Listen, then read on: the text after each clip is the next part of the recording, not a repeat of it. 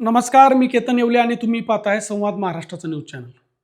आपण पाहिलं की सध्या महाराष्ट्रामध्ये सहकारातली एक मोठी बँक GS महानगर बँक, त्या बँकेची निवडणूक होती. त्या निवडणुकीच्या पार्श्वभूमीवरती जे असणारे दोन पॅनल, त्या दोन पॅनलमध्ये प्रचंड मोठ्या प्रमाणावरती रस्तिके सुरू होते. सासू विरुद्ध सून हा संघर्ष, म्हणजे एक कुटुंब दोन पॅनल, असा संघर्ष आपल्याला या निवडणुकीमध्ये पाहायला मिळाला. परंतु बाजी नेमकी कोण मारणार याची उत्सुकता संपूर्ण महाराष्ट्रातल्या जनतेला होती, या महाराष्ट्रातल्या दिग्गज राजकीय नेत्यांना होती.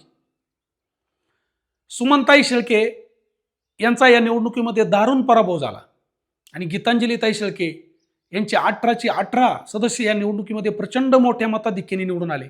म्हणजे 80% जास्त मताधिक्य घेऊन गीतांजलीताई शेळके यांचे सर्वचे सर्व उमेदवार निवडून येणं ही इतकीशी सोपी गोष्ट नाहीये.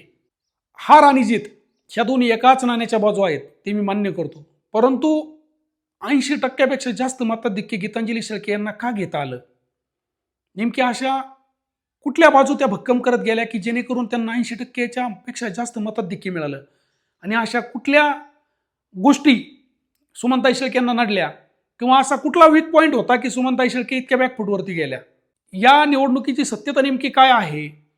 ही निवडणूक एका वेगळ्या वळणावरती कशी गेली, किंवा गीतांजलीताई शेळके यांचा विजय कसा झाला, सुमनताई शेळके यांचा पराभव कसा झाला, या सर्व गोष्टींची इत्थंभूत माहिती मी तुम्हाला संध्याकाळी 8 वाजता संवाद महाराष्ट्रावरती नक्की पाहायला मिळेल.